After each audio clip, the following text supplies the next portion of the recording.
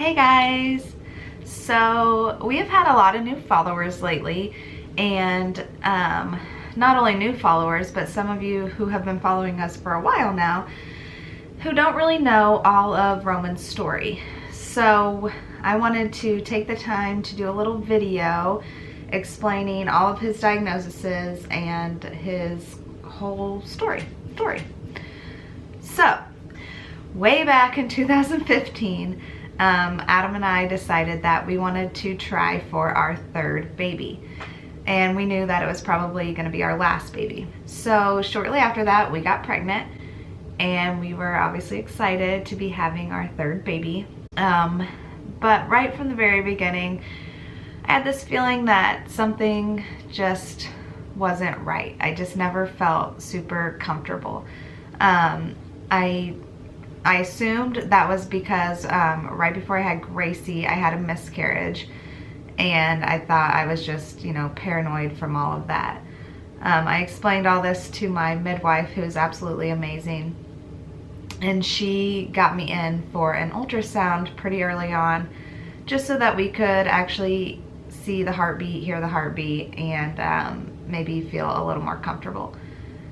So, we did that, and we got to see the sweet little baby and see the heartbeat, and it did. It made me feel a lot more comfortable for a few weeks. After those few weeks, I just had this feeling. It wasn't like super strong. I never really expressed it to Adam, but in the back of my mind, I just had this feeling that something just wasn't right.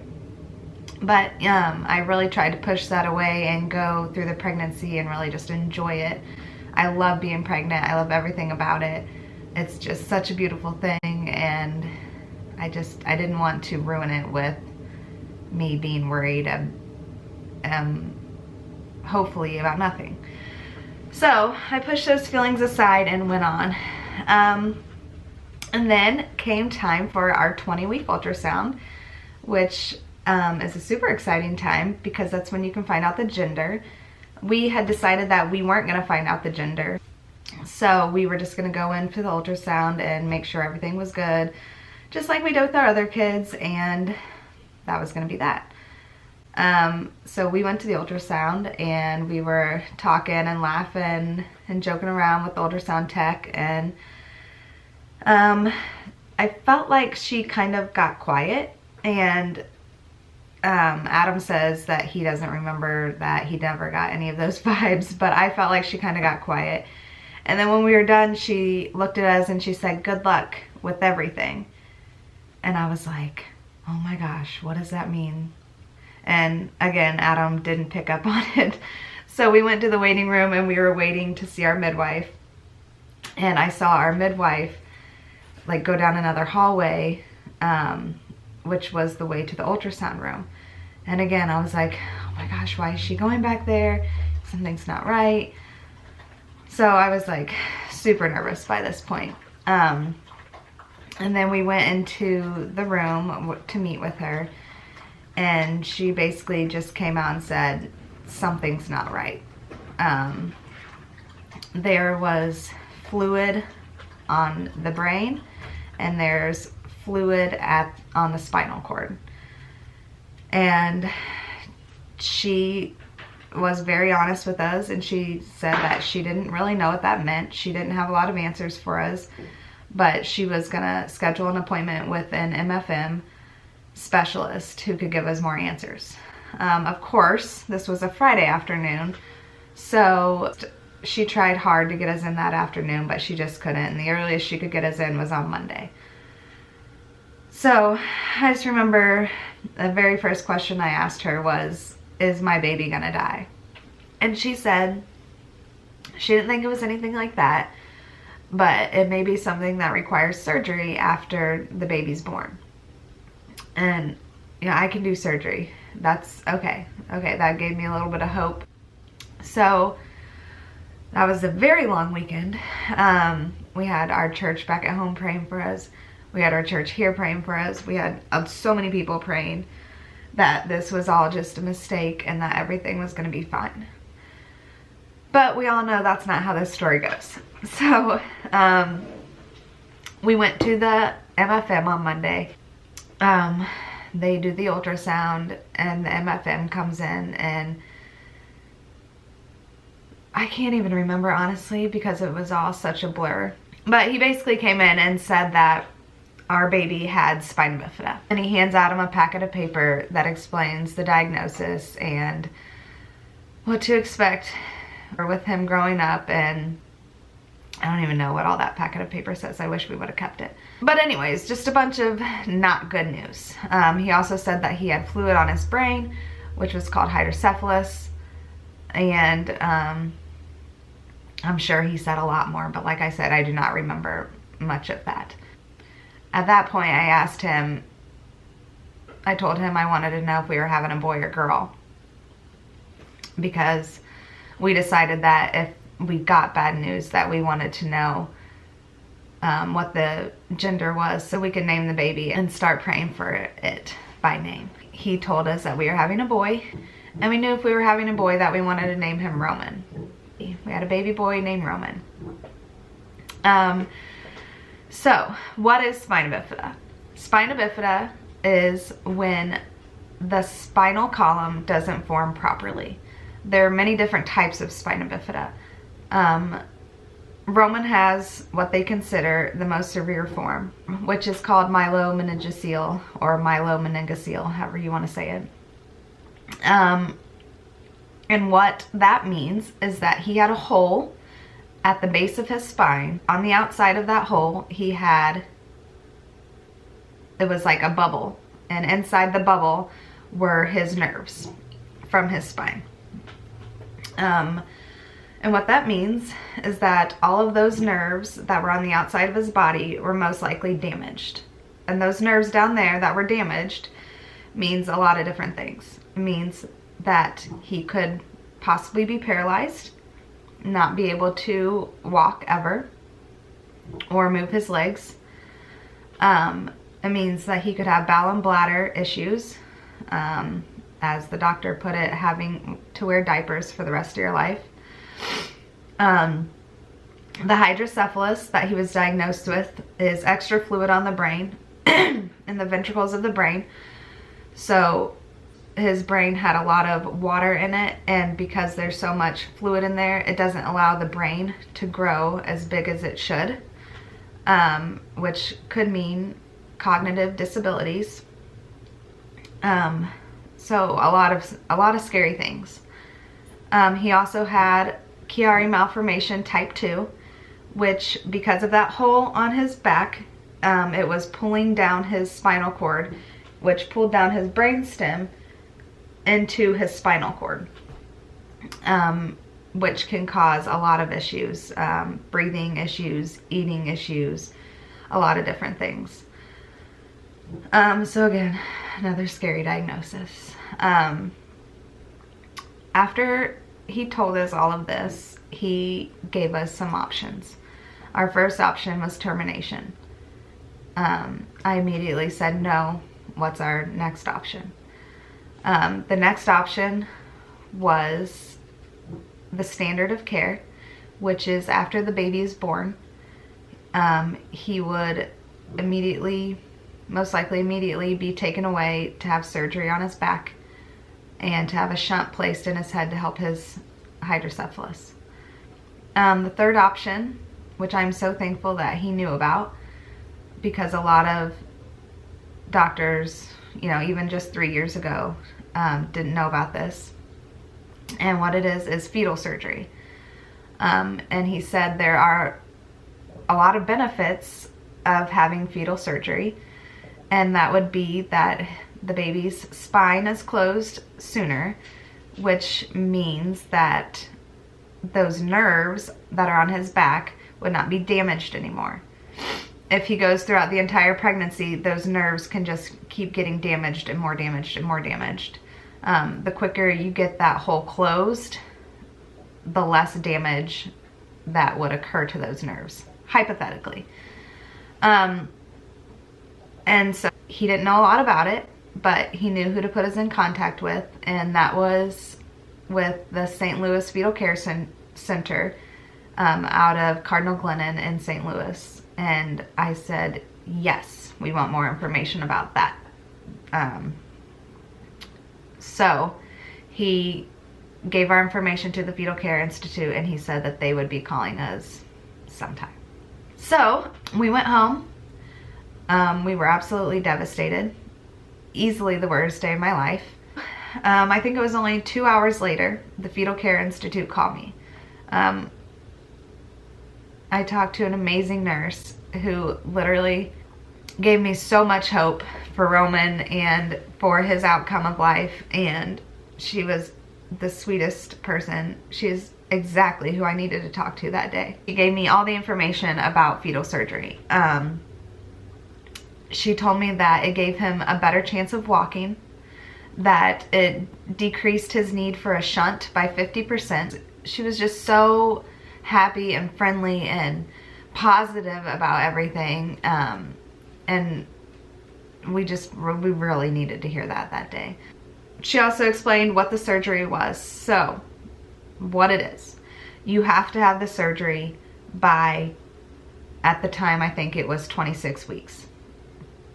I was 20 weeks pregnant, I think maybe close to 21 at that point. She explained what the surgery was, and that was that they would give me a C-section. They would cut me open from hip bone to hip bone, pull out my uterus, cut it open, bring his back and butt out, correct the spina bifida, put him back in, and then put him back in me to finish growing until 37 weeks. 37 weeks was the absolute longest he could stay inside of me, and then we would have a C-section again.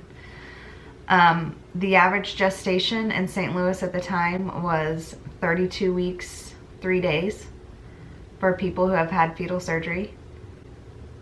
So not only would we be dealing with spina bifida, but we'd also be dealing with prematurity. So we had some big decisions that we had to make. We prayed about it a lot. We prayed that God would open up doors if that's the route he wanted us to go, and make things work out. And we decided to go ahead and go down to St. Louis to do the 2-day evaluation to see if I was a candidate for fetal surgery. So we did, and I think it was just like a week later, we went down there. I had an MRI, blood work. They did so many tests on Roman, so many tests on me to make sure that I was healthy. I had to have an amniocentesis to make sure Roman didn't have any other abnormalities. Just a lot of tests that needed to be done. We got to meet with all the doctors, all the surgery teams, and ask any questions that we had. It was a long 2 days, but we learned a lot about spina bifida and a lot about Roman specifically. So we got a call a few days after that saying that we were candidates for fetal surgery. So we decided to have fetal surgery. Long story short, we had fetal surgery at 25 weeks, 3 days pregnant. The surgery went very well. Roman did great. I did great. Everything went great.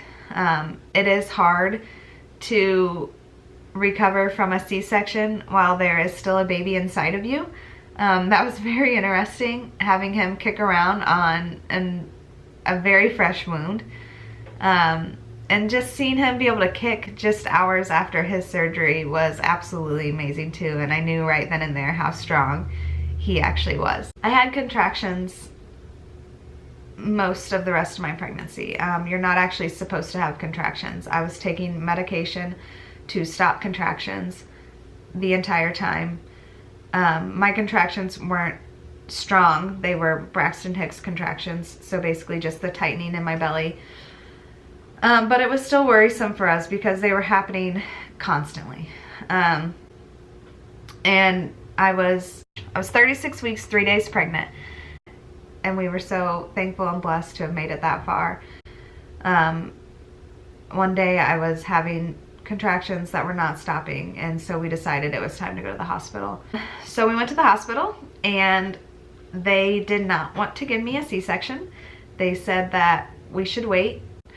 I don't know if they thought that I was just super eager to meet my baby, but they did not understand the importance of me not supposed to be contracting. We finally got a hold of our doctor from St. Louis, and he called our hospital and told them that I needed to have a C-section. We could not wait any longer.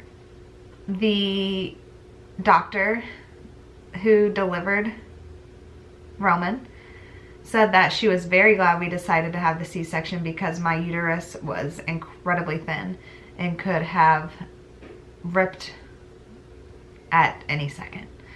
So it was a very good call. She also was absolutely amazed by Roman when he was born. He was kicking his legs. And I mean, he was a normal baby. And she said that she was a true believer of fetal surgery after seeing that, and she was just so amazed.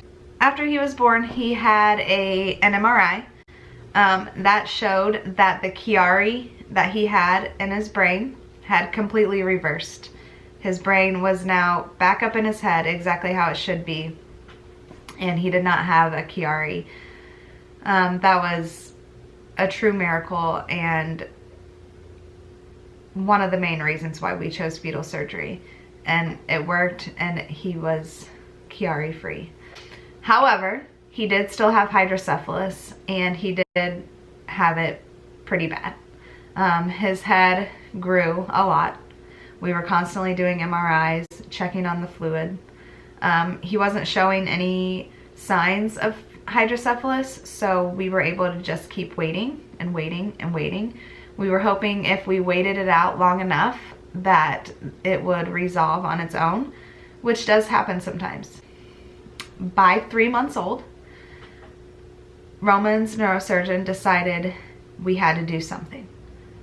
So we decided to do a procedure called ETV, endoscopic third ventriculostomy, and that is where his surgeon would go inside of his brain and drill a hole into his fourth ventricle, hoping to allow that fluid to escape through that ventricle and not need a shunt.